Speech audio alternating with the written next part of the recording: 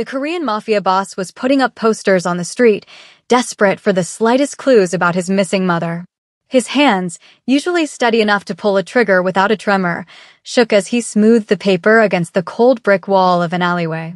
Kang Dae was a man whose name whispered terror through the neon-lit corridors of Seoul, yet here in the biting wind, he looked like nothing more than a fractured soul. He pressed the tape down with unnecessary force, his knuckles white. Beside him, his loyal henchman, Sang-hee, held a stack of 1,000 more flyers, each bearing the grainy image of a woman with silver hair and a gentle, lopsided smile. It had been 21 agonizing days since she had vanished from her garden.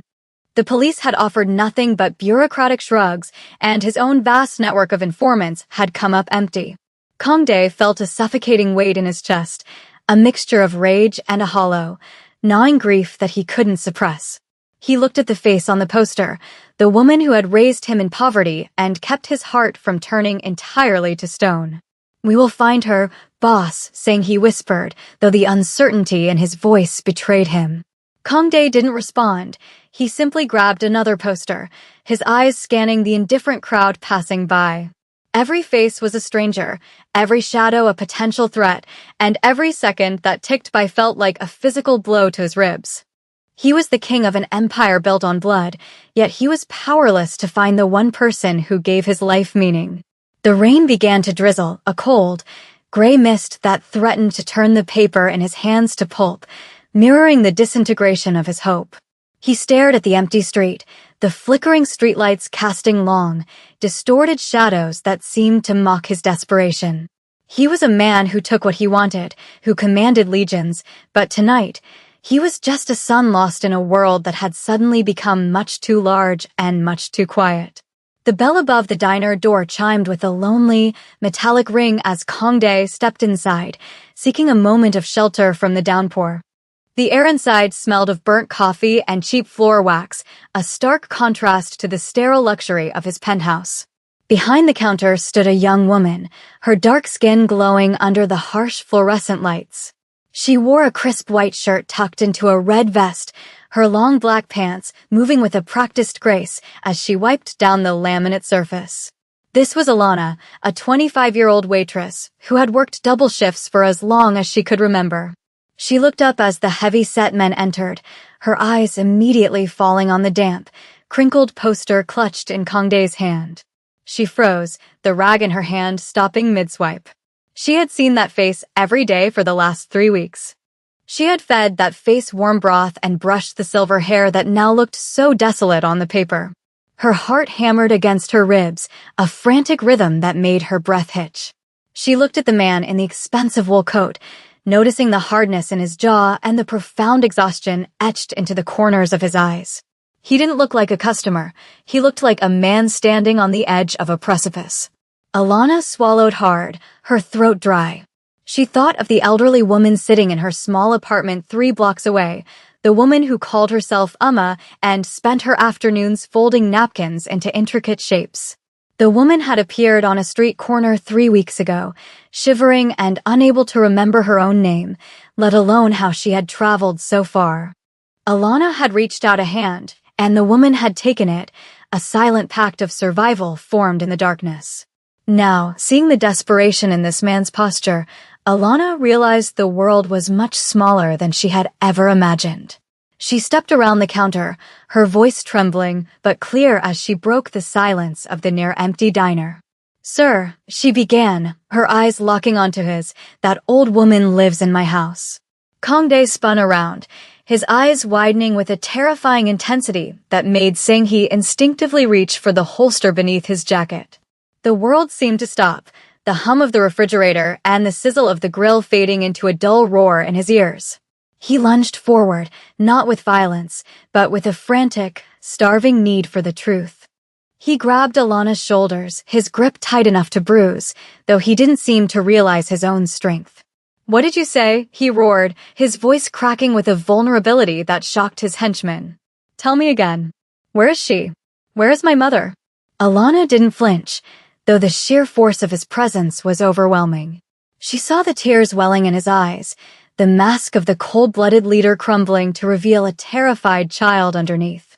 She's safe, Alana whispered, her hands coming up to gently touch his wrists, a gesture of grounding calm amidst his storm. She's at my place. I found her 3 weeks ago near the bus station. She was cold, so cold, and she didn't know who she was. I couldn't just leave her there, sir. I took her home. Kangdae let out a sound that was half sob, half growl, his forehead dropping to rest against Alana's shoulder for a fleeting, desperate second. The relief was a physical weight, a tidal wave that threatened to drown him. He stepped back, his chest heaving as he tried to regain his composure, though his hands continued to shake uncontrollably. Take me to her, he commanded, though it sounded more like a plea. Please. Right now, Sang-hee moved toward the door, signaling the cars waiting outside, but Kangdae didn't look at his men. He only looked at Alana, this stranger in a red vest who had held his world together without even knowing it. He saw the kindness in her face, a purity that felt alien to his violent world, and for the first time in his life, he felt a debt that money could never repay. The walk to Alana's apartment felt like an eternity, the rain soaking through their clothes as they hurried down the narrow, dimly lit side streets.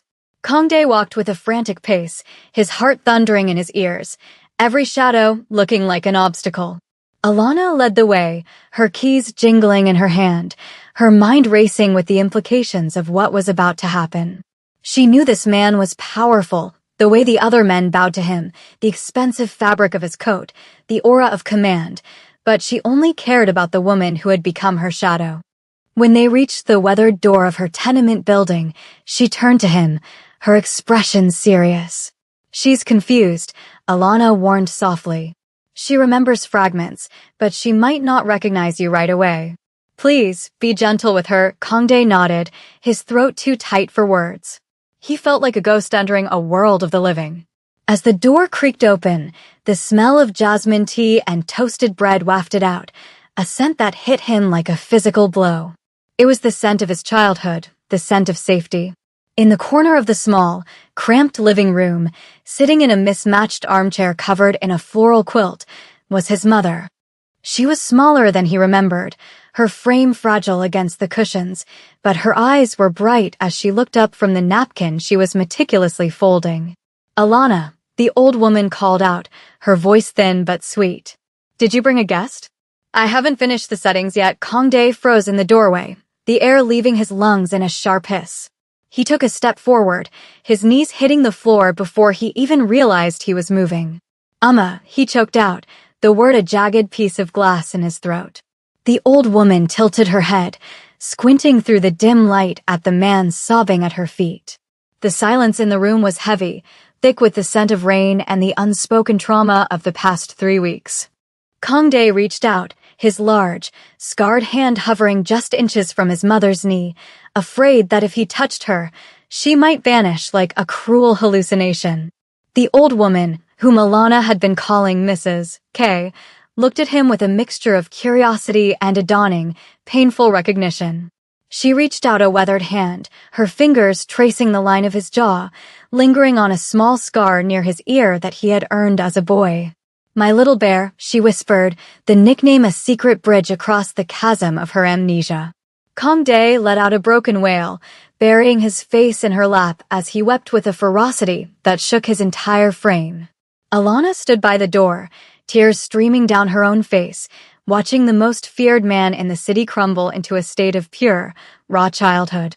She saw Sang-hee and the other guards standing in the hallway, their heads bowed in respect, their usual masks of indifference shattered by the sight of their leader's undoing. But as the mother stroked her son's hair, her expression suddenly shifted. The warmth in her eyes flickered, replaced by a sharp, piercing clarity that seemed to age her a decade in seconds. She looked past Kangdae, her gaze locking onto the window where the reflection of the streetlights danced. They came for me, didn't they? She said, her voice dropping to a low, terrified hiss that made the hair on the back of Kangdae's neck stand up. He pulled back, looking into her eyes, seeing a terror there that wasn't born of confusion, but of a vivid, horrific memory. Who, Amma? Who came for you? She gripped his shoulders with surprising strength, her face pale. The men with the red dragons on their wrists. They didn't want me to get lost, Kangdae. They took me. They told me you were dead. The revelation shattered the air like a gunshot. It wasn't an accident. It wasn't a wandering mind. It was a kidnapping by his greatest rivals, a calculated strike to destroy him from the inside out.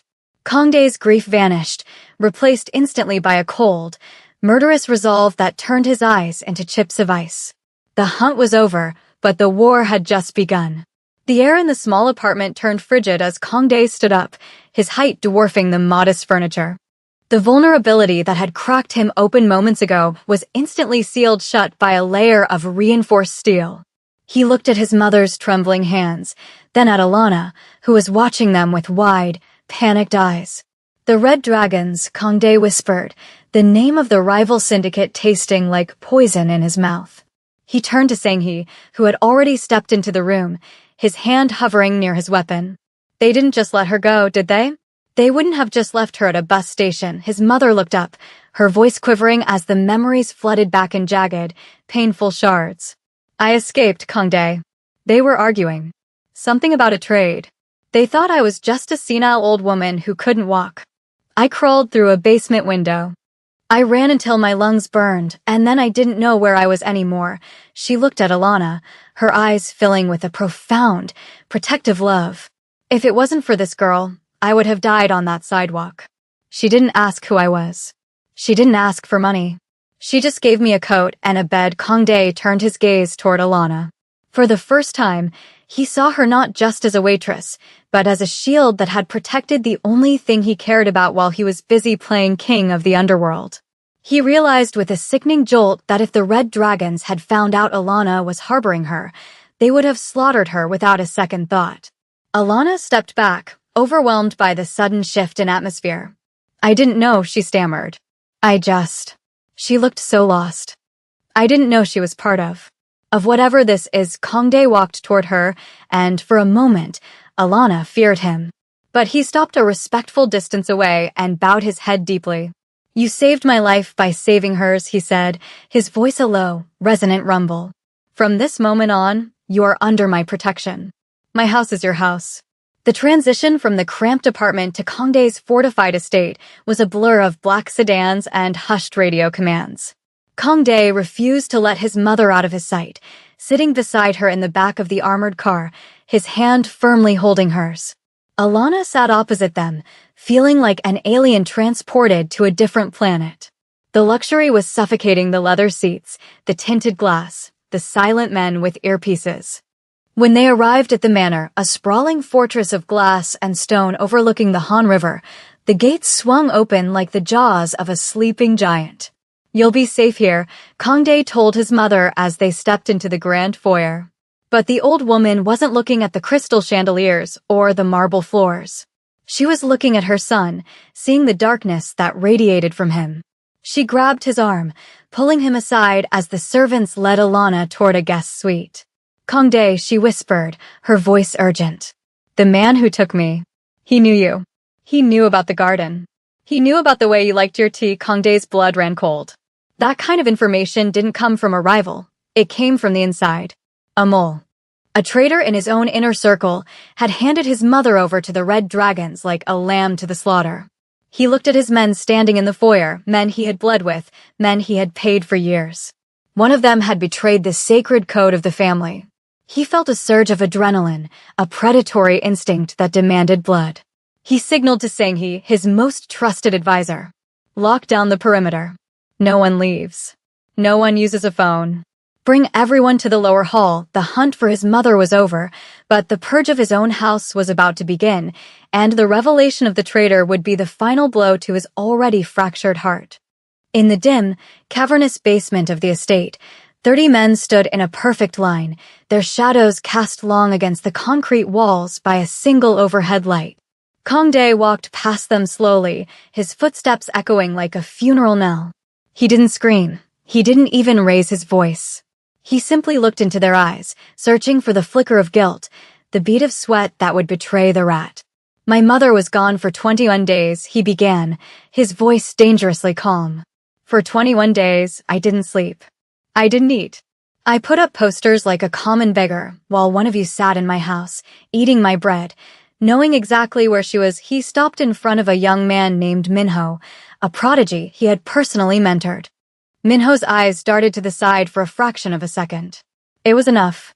Kang Dae reached out, his hand moving with the speed of a viper, grabbing the boy's wrist and twisting it upward. There, hidden beneath a watch strap, was a fresh, small tattoo of a red dragon.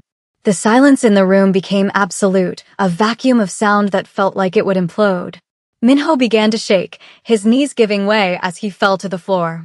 "They promised me a territory," the boy sobbed, the words tumbling out in a pathetic rush. "They said they would just hold her for a week. I didn't think they'd hurt her." Kang Dae looked down at him with a mixture of pity and disgust. "You sold a mother's life for a few blocks of pavement," Kang Dae said, his voice cracking with the weight of the betrayal. He didn't pull his gun. Instead, he turned his back, a gesture of ultimate dismissal. "Take him away," he ordered Sang-hee, "and find out where the Red Dragons are meeting tonight. I want their heads before the sun rises." While the violence of the underworld prepared to erupt outside, Alana sat with Mrs. K in a quiet sunroom upstairs. The old woman was wrapped in a cashmere throw, sipping tea that Alana had prepared exactly the way she liked it back in the apartment. Despite the guards at the door and the tension in the air, there was a strange peace between them. "He's a good boy," Mrs. K said softly, staring out at the river. "But he has a dark soul. I tried to keep the light in him, but this city, it eats people." Alana looked at her own hands, still stained with the grime of the diner. "He loves you," Alana replied. "I've never seen a man look at someone the way he looked at you in that hallway. It was like you were the only real thing in the world to him." The old woman smiled sadly and reached out to pat Alana's hand. "You are a real thing, too. You have a heart that doesn't belong in this world of shadows. Promise me, child. Promise me you won't let him turn you into one of them." Before Alana could answer, the door swung open. Kang Dae stood there, his coat gone, his shirt sleeves rolled up to reveal forearms corded with muscle. He looked exhausted, but the manic energy of the search had been replaced by a somber clarity. He walked over to them and knelt beside his mother's chair, placing his head in her lap once more. "It's done," he whispered. "The people who hurt you, they won't hurt anyone ever again. And the one who betrayed us is gone." He looked up at Alana, his eyes reflecting the soft amber glow of the room. "I have made arrangements," he said. "The diner where you worked. I bought the building. It's yours now. And your family back home. They will never want for anything again. It is a small price for the life you gave back to me." The morning sun began to bleed over the horizon, painting the Han River in shades of bruised purple and gold. Kang Dae stood on the balcony, watching the city wake up. For the first time in years, the weight on his shoulders felt manageable. He had decimated his enemies and purged his ranks, but the true victory wasn't in the blood spilled. It was in the quiet breathing of the woman sleeping in the room behind him. He heard the soft click of the glass door and turned to see Alana standing there, dressed in a silk robe the servants had provided. She looked out at the view, her expression contemplative. "What happens now?" she asked. Kang Dae looked at her, really looked at her, seeing the bridge she had built between his world of violence and the world of simple kindness she inhabited. "Now," he said, "we live. I cannot change who I am, and I cannot erase the things I have done. But I can ensure that the light you brought into my mother's life never goes out." He reached into his pocket and pulled out a small, worn photograph, the one from the posters. He tore it into small pieces and let the wind carry them away over the balcony railing. The search was over. The mystery of the old woman in the red vest's house had been solved, but it had revealed a truth that shattered the foundations of his empire, that power was nothing without someone to come home to.